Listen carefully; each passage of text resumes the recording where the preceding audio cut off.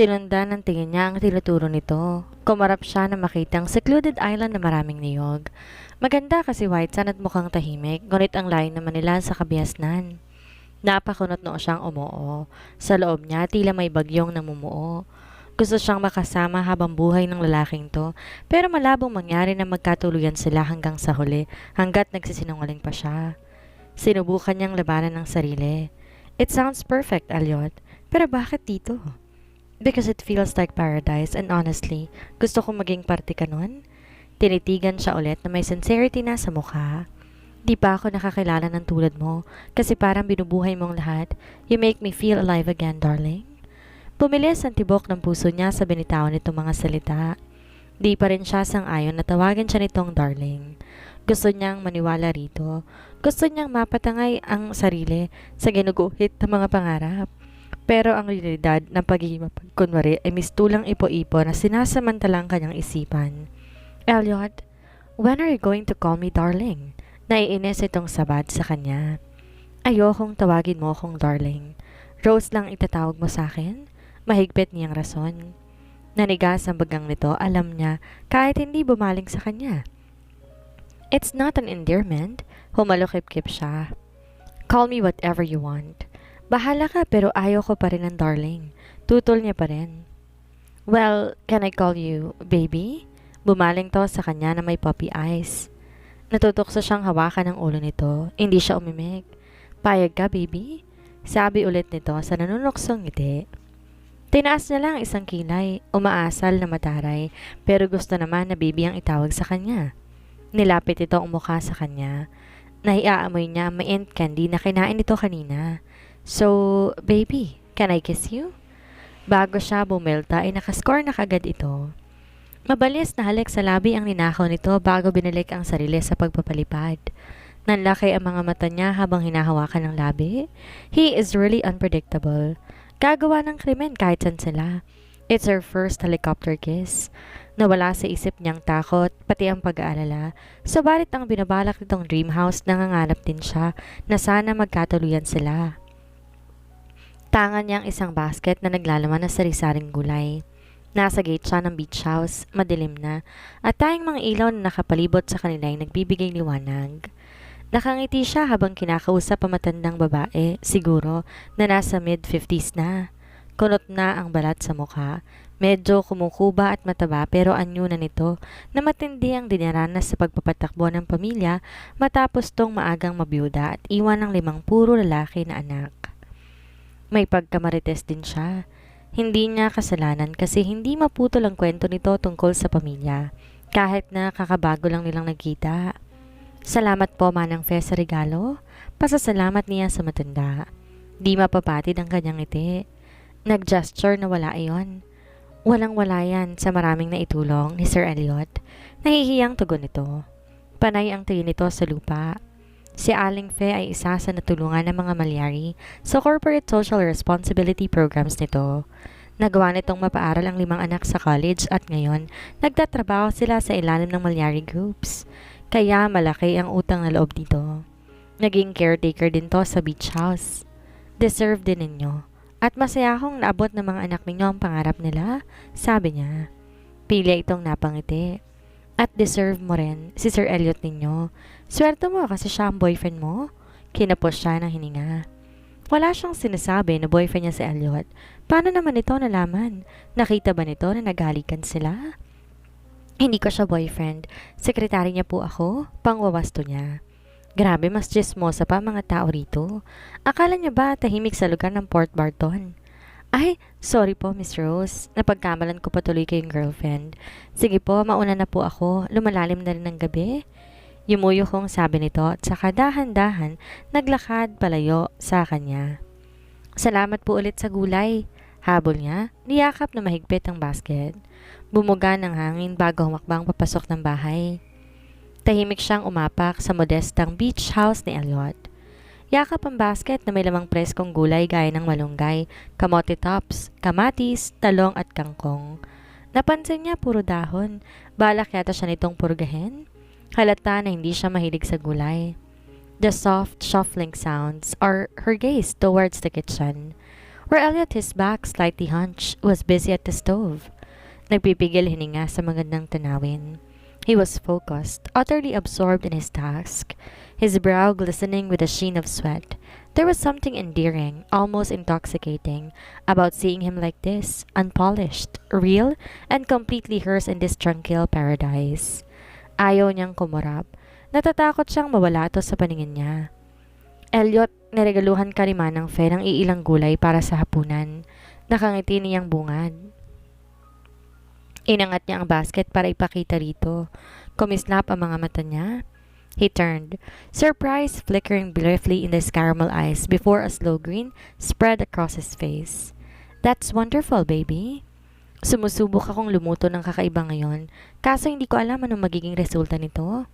Nasa tono ng pananalita nito na tinutudso ang sarili, pero ang pagmamahal nito sa mga mata na sumabit sa kanya, nilayo lahat ng pagdududa nito. Magaan siyang humagikik habang nilalapag ang basket sa counter. Sigurado ko magagawa mo yan. Panunokso niya at saka hinawi ang naligaw na buhok nito sa basang noo. The sudden intimacy of the gesture made her pause, her fingers lingering for a heartbeat too long. Dali-daling niyang binaba ang kamay, namula, at nagkunwaring busy na nilalabas sa mga gulay. Ihahanda ko lang to bukas. Huwag mong sunugin ang kusina, ha? Elliot chuckled. Isang malalim na tunog mula sa lalamunan nito ang pumesto sa pagitan nila. I will do my best. I don't plan on ruining our first home-cooked meal here. Tatalunin ko ang luto mo. Nakangiti siyang tumango bago to iniwan at dumiretso sa kanyang maliit. No, malaking silid. Nagbubuhay rin na siya ngayon, her heart fluttering as if it were a bird caught between excitement and trepidation. Kinuha niyang sundress para bukas, blue pastel color na may lace. Habang hinahanda niyang susuotin bukas, di niya maalis ang isipan kay Elliot. Si Elliot na nakatayo lang doon pero pakiramdam niya, naging parte ito ng bawat anggulo ng kanyang buhay. It was hard to believe how much he had come to mean her.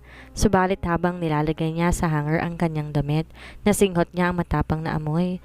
Nakakaalarm ang usok. May nasusunog. Sumikip ang dibdib niya. Di na siya nagsayang ng tiyempo. Dali-dali siyang nanaog sa hallway at huminto sa pintuan ng kusina. Tinakasan siya ng kulay sa mukha na makita niyang eksena. Nilalamon ng apoy ang frying pan sa stove. Maitim na usok ang umaakit na sa kisame. At heto, si Elliot, may hawak na fire extinguisher at hayagang nagpapanik sa takot habang pinapatay ang apoy. Elliot, sigaw niya. Tumakbo siya papalapit dito. Okay lang ako? Sabi nito pero hindi niya marinig dahil sinasapawan ng ingay ng fire extinguisher. Wala siyang magawang pinanonood to habang pinapatay ang apoy hanggang sa mawala ang lahat. Tumungay sila sa kanila ang kaguluhan. Pinuno ng katahimikan ang silid. Ang tanging naging ingay ay ang malilim at basag na bumubuhol nilang hininga. Binaba ng binata ang fire extinguisher habang nakatitig sa sunog nilang pagkain. Paano ba yan? Sinira kong lahat, baby. Nalulungkot nitong saad. Lumapit siya rito para tapikin sa balikat. Okay lang yan, at least nag-effort ka. Sarkastiko niyang tugon. Halos masunog ko pang bahay. Saad nito, tila nauubos na kandila, binagsak ang mga balikat. Sign yun, nakakain tayo ng ramyun, at ako na magluluto, biro niya. Pa-poker face siya nitong tinignan. Hinapit siya sa bewang at ginawaran ng mabilis na halik sa gilid ng ulo. Mabuti na lang nandito ang baby ko, anito. Ayun nga, nadatnan niya ang sariling kumakain ng noodles sa dalampasigan sa tabi ni Elliot. Panay ang ngiti niya habang ninanakawan niya ito ng tingin habang seryosong kumakain. Hinila niya ang tenga nito at hinalikan ng pisngi. Chancing yan, baby ha? Reklamo nito. Siya kasi ang nakascore. Ikaw kaya ang palaging chumachancing sa akin. Bumungis-ngis lamang ito. Di niya alam kung paano sila humantong ni Rose ng ganito. Matapos niya na suungin ang kusina at makasama itong kumain ng noodles bilang hapunan sa gilid ng dalampasigan. Di nila mapigilan ng sariling maghalikan hanggang sa loob ng private beach house niya. Walang ibang tao rito, tanging silang dalawa lang. Isang malaking tukso na ibibigay nila ang sarili sa isa't isa. Di niya alam kung tama tong pinagagagawa nito, pero sa sobrang sarap, mas masarap pa sa noodles na kinain niya. Hindi niya mapigilan ang sarili na halikan ito. Buhat-buhat niya si Rose na parang bride niya. Kumapit to sa leeg niya at tila nauuhaw, sinipsip ang dila niya. Siya na yata ang nagsilbing tubig nito. Tumaas ang temperatura ng kanyang katawan. Naaakit siya, nalalasing, ayaw nang tigilan pa. Umungol pa ang dalaga ng bahagya niyang kinagat ang ibabang labi nito. Nasa sala na sila, nakapatay ang ilaw at ops, sakto sa gagawin nila. Ano ka ba, Elliot? Nasisiraan ka na ba ng bait? Hindi. Pati si Rose nawawala na rin sa sarili. Marahan niyang binaba ito, sinandal sa cabinet. Humigpit ang kapit niya sa dalaga. Sa sobrang diin ng paghalik nito'y kinapos siya ng hangin. Pakshit, nababaliw siya. Dinikit niya ng husto ang katawan nito sa kanya. Lalo pang umapoy ang kanyang katawan habang pinipisil ang bewang nito. Hanggang sa bumaba ang kamay niya sa bandang baba. Elliot, teka! Reklamo nito matapos siniwalay ang labi sa kanya. Nasa 100 degrees boiling point na siya. Hindi siya po pwedeng umatras. Ikaw naman na may pasimuno nito eh. Buwelta nito at binilik ang sarili sa pangahalik sa kanya. Nalasing siya sa pabango nito na humahalo sa simoy ng malamig na hangin na galing sa dalampasigan. Inatak niya si Rose papunta sa kabilang bahagi ng isla. Sumandal ito sa lamesa. Sa bilis at maras nilang pagkilos ay hindi nila namamalayan na uhulog na pala ang ilang palamuti. Nakakalat sa sahig ang mga trinket, maliliit na estatwa at ilang upuan. Hindi siya makahinga habang sinisiel ang paghalik dito. Dinala niya ang dalaga malapit sa bookshelves. Napakalakas ng ungol nito nang pinasadahan niya ng mga daliri ang tiyan nito hanggang sa humantong sa dibdib nito. Kinakabahan siyang limasin yon, pero nasasabik siya sa malambot na umbok nito. Kahit may bra itong suot, nararamdaman niya kung gaano to kalambot. Sumidhi ang pagkasabik niya. Lalong kumikirot ang puso niya at yung ano niya sa ibabang bahagi. Sinasampal naman siya ng maraming tanong. Tama ba tong ginagawa niya? Itutuloy ba niya? Ay, nakakaadik. Kung papayagan siya ni Rose, hindi siya magdadalawang isip na ipagpatuloy. Napagod siya sa labi nito, kaya nilipat niyang labi sa gilid ng leeg nito. Pareho silang akyat baba ang paghinga at pawisan. Kumuha lang siya ng hangin, sinimula ng paghalik sa leeg nito. Maya-maya inabot niyang hook ng bra nito. Nanggigil ito kaya naman hindi mapigilang tapikin ang ilang libro sa gilid ng bookshelves. Huminto siya sa ingay na nilikha noon. Huwag kang tumigil, Elliot, anas nito. Nawawala ng hangin sa sumisidhing damdamin. Hinaplos na mainit nitong hininga ang kanyang pisngi. Binaba niya ang kamay, yumuko, nag-alinlangan siya. Lalayo na sana siya pero kumapit to sa bewang niya. Rose? Hindi niya natapos nang halikan siya nito sa leeg. Dapat niyang awatin ang sarili. Hindi niya dinala si Rose dito para pagnasaan ang katawan nito. Tumigil siya saglit. His body was tense. His muscle coiled like a wire stretched to its breaking point. Pinikit niya ang mga mata. Nilalabanan ang lumaragasang pagnanasa na handa na siyang tangayin. His hands, large and calloused, fall to her waist. His thumbs drawing small circles over the soft fabric of her blouse. Rose, tapos niyang pahayag. Nakalimutan niyang tawagin tong baby. I need to know, sigurado ka ba dito? Lumunok siya. Hinahanap ang sagot sa mga mata nito. Kapag ipinagpatuloy natin to, pinutol niya para humugot ng malalim na hininga. Paano kapag nawalan ako ng kontrol? You know I won't be able to stop? Tinagpo nito ang lumiliyab na mga mata sa kanya. Ginusto ko to, Elliot. I want you, bulong nito. Her voice was steady, a stark contrast to the trembling in his. I want you, every part of you. No more hesitation, no more pretending. I am here because I want to be. Pinakawalan niya ang nanginginig na hininga. Naiipit siya sa gitna kung titigilan ba niya o magpapadala siya sa temptasyon nito. He noticed the moonlight spilled into a room, bathing everything in a silvery glow, making her look almost ethereal, like a dream he'd been too afraid to touch. Pero totoo ito. Totoong nandito si Rose at hawak-hawak niya. At kung paano siya nito tingnan sa mga mata. Her eyes was dark and burning with desire. Pinakikirot nito ang dibdib niya. Damn it! Pagbubuno niya. Kinabig niya ito. Hinawakan ng likod ng ulo nito. You don't know what you do to me? Inangat nito ang ulo, tsaka sinakop ang kanyang bibig. It was a fierce and desperate kiss. Tinulak niya ang ulo nito upang lalong dumi ng halik nila. They humbled backward, kaya basag nila ang vase na nasa mesita. Di na sila nag-abala pang tingnan iyon. They were lost in each other, in the taste and in the feel, in the urgency that cracked like electricity between them. Di niya napansin na karating na pala sila sa kwarto niya. Sinara niya ang pinto sa likod niya. Hindi inanda ang ingay ng mga alon na sinasalanta ang dalampasigan. His wind was blurred. His senses consumed by her touch, her scent, the way she moved against him, driving him mad. Tinulak niya ito pabagsak sa kanyang kama.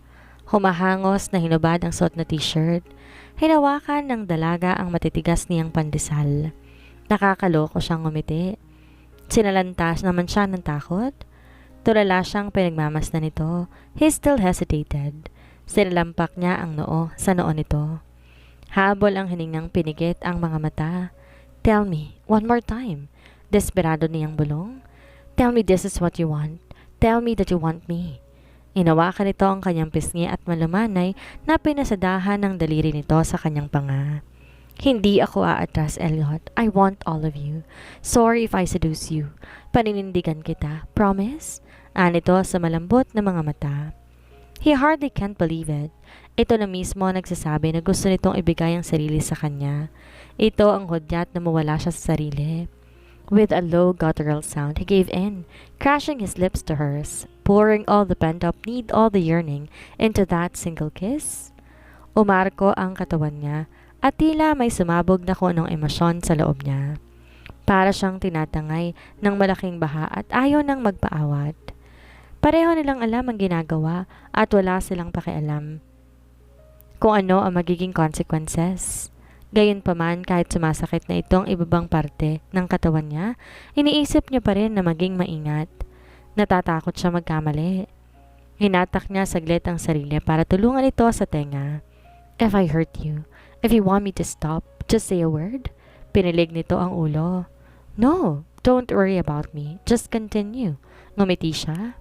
Naging malakas ang nananabik niyang katawan. Hinalikan niya ito sa leeg habang tinatanggal ang butones ng blusa nito. Natigilan siya na makita niya ang dalawang bundok nito.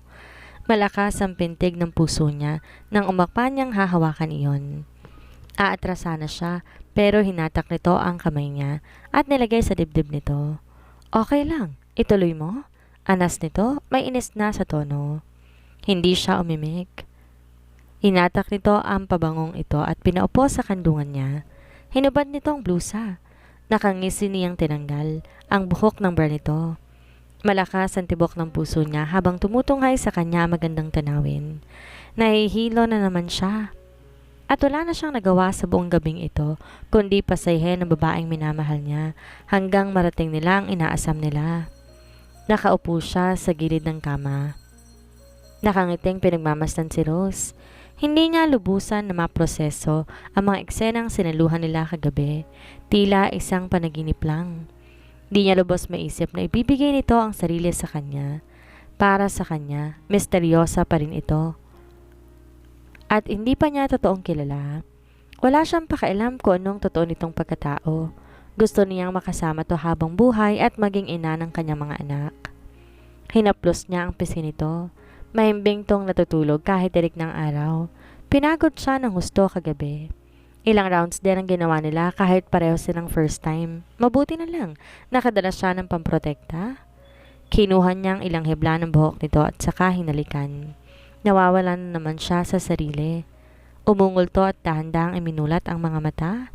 Elliot, bulalas nito. Natatarantang niyakap niya ang sarili. Mabutit gising ka na, baby. Bilisan mo, bumiis ka kaagad, magla-lunch na tayo. Pasimple niyang pahayag. Bumaba siya sa kama. Naglakad saka pinulot ang mga damit niya. Lunch? Nanlalaki ang mga mata nitong tanong. Sumalpok ang kilay niya. Kasalanan mo to, kaya umabot tayo sa ganitong oras. Paninisi niya. Umuwang ang bibig niya nang makita ito na nakatakip ang mukha gamit ang mga kamay. Hawak naman ng isang kamay niya ang nakabalot na kumot sa katawan nito. What has gotten into you? Taka niyang tanong. Sino ba kasing nagsabi na humubot-tubad ka sa harapan ko? Hiyaw nito. Uminit ang pisngi niya. Nafa-fluster na tinakip ang hawak na damit sa katawan. What's the problem with that? You've already seen my body? But hindi ako sanay. Bumihis ka na, Elliot. Pagtitili nito. Natataranta siyang tumungo sa banyo para maligo at magbihis. Mistula siyang baliw na maalala ang reaksyon nito. Umaknang silang inosente matapos na gawin ang krimen kagabi. I love you, babe. Bulong ni Rose sa tenga niya. Nasa sasakyan sila papunta sa construction site ng resort para sa meeting. Tumaas ang balahibo niya. Naging malandi ito matapos ipagkalob ang sarili kagabi. Panay na ang I love you sa kanya. Di niya tumatingnan ng diretsyo. Nilinis niya ang lalamunan. Nakatingin lamang sa kalsada pero maraming beses na siyang kumurap. Nilalagnat ka ba o may masamang espiritong sumapi sa'yo? Sarkastiko niyang saad. Kunwari malamig siya. Sinuntok nito ang braso niya. Umukol siya sa sakit. Minsan lang nga ako naglalambing. Anito. Nagtatampong pinagkrus ang braso. I love you too, baby. Huwag ka na magalit. Panunuyo niya. Be my boss right now. Ayoko makipag-usap sa'yo. Iniwas ito ang tingin sa kanya. Nag-I love you too na nga ako, baby. Ano pa bang gusto mo? Medyo mainis sa boses. Hindi siya marunong kung paano manuyo ng babae. Hindi talaga siya makakascore ngayon. Andito na tayo, sir. Pang-asar nito matapos niyang ihinto ang sasakyan. Talagang inaasar mo ko sa paser mo, ha? Humanda ka sa akin mamayang gabi. I will not give you permission to do so. Dagli nito at saka naunang bumaba sa kanya. Nanangis ang bagang niya. Don't challenge me, Rose. Bulong niya sa sarili bago bumaba. Sinasalubong siya ng mga arkitekto. Umikot muna sila ng site habang pinag-uusapan ang susunod na plano. Tahimik lang na sumusunod si Rose sa likod niya. Inabalaan niya muna ang sarili sa trabaho. Babalikan niya ito mamaya. Pagkatapos ng meeting, naisipan niyang bumalik sa Maynila. Total wala ng problema sa site. Nakatingin siya kay Rose habang nagsasalita siya sa cellphone. Inobserbahan niya ito habang kumakain ng buko halo-halo. Umigting ang boses ni Rainier sa kabilang linya. They were talking about their construction project in Palawan, some issue with the shipment schedule but none of it seemed to register with him. Subalit wala ang atensyon niya doon. Yes, no problem on the site. Everything's good. He murmured distractedly. Tutok na tutok siya sa dalaga. Inangat nito ang kutsara. Pulang-pula ang pisngi dahil sa lamig at lumabas ang dila nito para hulihin ang naliligaw na droplets ng condensed milk. God, how he adored watching her. So content, so at ease, as if the world outside this beach house did not matter. Elliot, saban ni Rainier. Are you listening? Kumurap siya, pinilit sumagot. Yes, Rainier, let's go over this later. Halos narinig niya ang pagtataka nito. All business concerns seemed trivial in the face of this small, intimate moment. Binaba niya ang phone na hindi hinintay ang sagot nito. Inagaw nitong buong atensyon niya. Binalot ng mahina nitong tawa ang paligid at timing na nahuli siya nitong nakatingin. She paused, a teasing smile curving her lips. Her eyes bright with mischief. Tsaka kinindatan siya. Hindi pa rin umaabsorb sa utak ni Rosette ang nangyari sa kanila ni Elliot noong nakaraang gabi. Dala na matinding pagnanasa niya na ibigay niyang sarili kahit hindi siya sigurado kung sila nga hanggang sa huli. Bahala na. Minsan lang magmahal kaya't lulubos-lubusin na niya.